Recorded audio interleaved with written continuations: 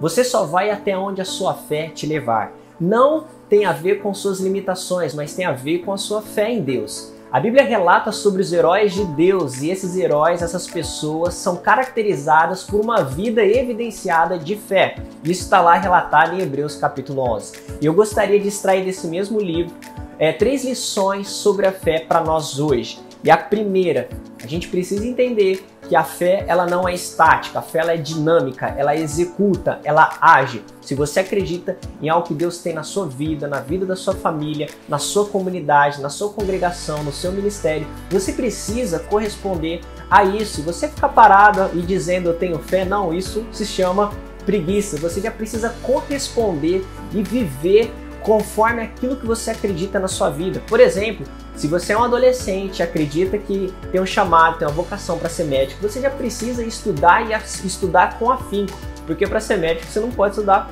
pouco.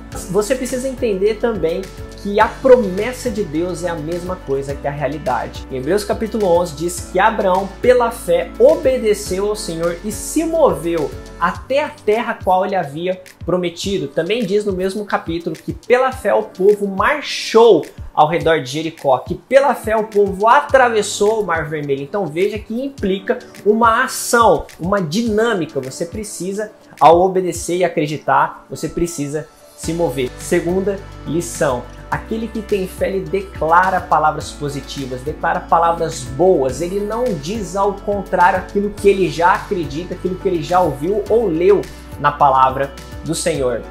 A Bíblia diz que José, pela fé, declarou com convicção que aquele povo deixaria o Egito e iria até a Palestina. Isso porque Deus havia prometido aquela terra, aquela região geográfica para aquele povo, para os hebreus. Então, mesmo à beira da morte, José disse: o Senhor prometeu, ele é fiel para cumprir. Isso não tem a ver com pensamento positivo, tem a ver com um relacionamento íntimo, com uma vida qual testemunhou e percebeu que Deus sempre interferiu na vida dele mesmo, José, de modo a sempre realizar a sua promessa. Então, se você acredita, você profere. Provérbios capítulo 18 diz que a nossa língua tem poder sobre a vida e sobre a morte. E terceira e última lição é que a fé, ela concebe.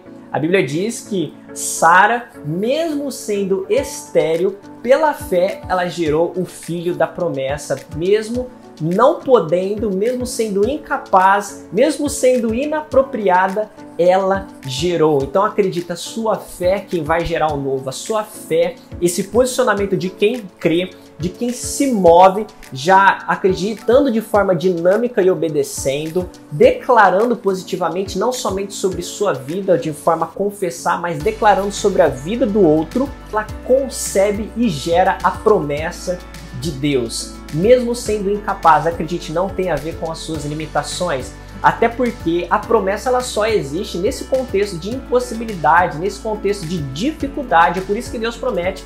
Ninguém faz uma promessa, ninguém clama por uma promessa quando algo é fácil. Então acredite, se Deus prometeu, isso vai acontecer. E um detalhe, a fé ela precisa de pouco para crer. A gente olha para Elias e ele tá lá clamando para que chovesse. Depois de 7 anos sem chuva, ele ora 1 vez, 2 vezes, 3 vezes, e na 7ª vez ele vê uma nuvem tão pequena que a Bíblia relata como sendo do tamanho da mão de um homem. Isso é suficiente para Elias crer. Ele diz: olha, a gente pode comprar bastante guarda-chuva que vai cair uma chuva forte. Você não precisa ficar clamando, não fique clamando por sinais, as quais os religiosos daquela época pediam tanto para Jesus. E Jesus se desagradava, ele dizia: nada vai ser dado a essa geração incrédula. Então, o que Jesus espera de mim e de você é uma atitude de quem acredita com pouco. A fé não precisa de muito. Se você tem uma palavra, se você tem uma promessa, se você olha na Bíblia e crê naquilo que já está escrito, você só precisa viver e condizer com aquilo. Dessa forma você vai conceber e viver todas as promessas de Deus na sua vida.